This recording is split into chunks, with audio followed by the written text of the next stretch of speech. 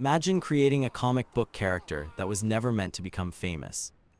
No tragic backstory, no world-ending powers, no destiny, just tiny shark with legs. A few years later, that same character is stealing the spotlight from Spider-Man, Wolverine, and Iron Man, starring in his own comic series and becoming one of the most recognizable faces in Marvel rivals. So how did that happen? Today, we're diving into the complete story of Jeff the Land Shark, a character who proved that sometimes the smallest heroes leave the biggest impression.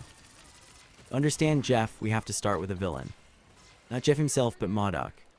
For anyone unfamiliar with Marvel Comics, MODOK is a super-intelligent scientist transformed into a giant floating head whose entire existence revolves around creating bizarre weapons and creatures. He's responsible for countless strange inventions, and in the 2018 West Coast Avengers series, one of his experiments was especially unusual. Land sharks, small sharks genetically engineered to survive on land and unleashed as living weapons. It's exactly as ridiculous as it sounds.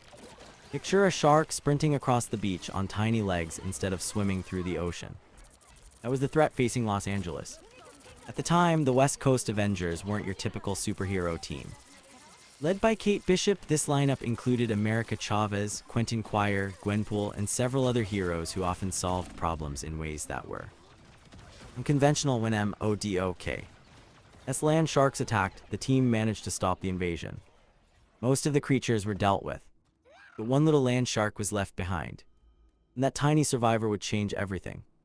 Jeff's first official appearance came in West Coast Avengers 2018-7, written by Kelly Thompson with art by Daniel Di Nicuolo.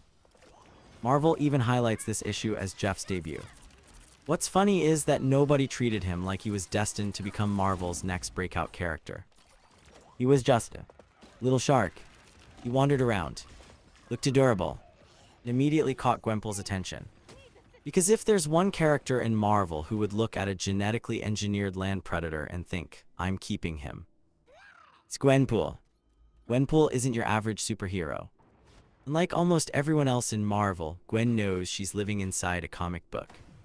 She breaks the fourth wall, talks directly about comic book tropes, and often solves problems by understanding how stories work. But when everyone else saw a dangerous creature, Gwen saw something else, a pet.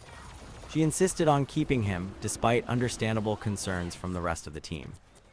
At first, Clint Barton wasn't exactly thrilled with the idea of a shark living in Avengers headquarters, but Jeff quickly began winning everyone over. Then came one of the most important moments in his history. He got a name: Jeff Simple Ordinary. Completely unexpected. According to Kelly Thompson, Jeff's name grew out of a recurring joke involving Gwenpool naming animals Jeff, and the tiny land shark became the version that stuck with readers. That tiny decision made him feel less like a monster and more like a member of the family. Here's what's fascinating. Jeff wasn't introduced as Marvel's strongest character. He wasn't meant to save the universe. He wasn't even the focus of the comic. But readers couldn't stop talking about him. Why? Because Jeff represented something rare in superhero comics. In a universe filled with cosmic wars, apocalyptic threats, and endless battles, here was a tiny creature whose biggest talent seemed to be making everyone smile. Kelly Thompson has said Jeff's popularity took off after fans responded so positively to his appearance, leading to many more stories featuring the little land shark. Sometimes the characters people remember most aren't the ones who shout the loudest. They are the ones who simply make the world feel a little brighter. But Jeff's story was only just beginning. Because becoming the mascot of the West Coast Avengers was one thing. Becoming one of Marvel's most beloved character was something else entirely. In the next chapter, Jeff leaves the Avengers behind, finds new caretakers, and somehow goes from a background joke to starring in his own comic series. And that's when the tiny shark became a Marvel icon. When Jeff first appeared in Marvel Comics, no one expected him to become anything more than a funny background character. He didn't have a tragic origin, a secret destiny, or world-ending powers. He was just a tiny land shark that somehow managed to steal every scene he was in. But what started as a simple joke was about to become something much bigger.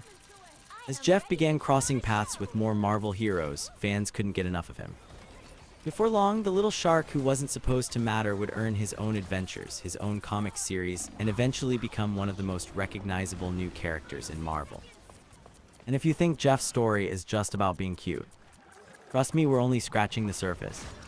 In part 2, we'll follow Jeff's biggest adventures, the heroes he befriended, and how a tiny land shark swam his way into the hearts of Marvel fans around the world. If you enjoyed this deep dive, consider subscribing so you don't miss the next chapter. Thanks for watching, and I'll see you in the next one.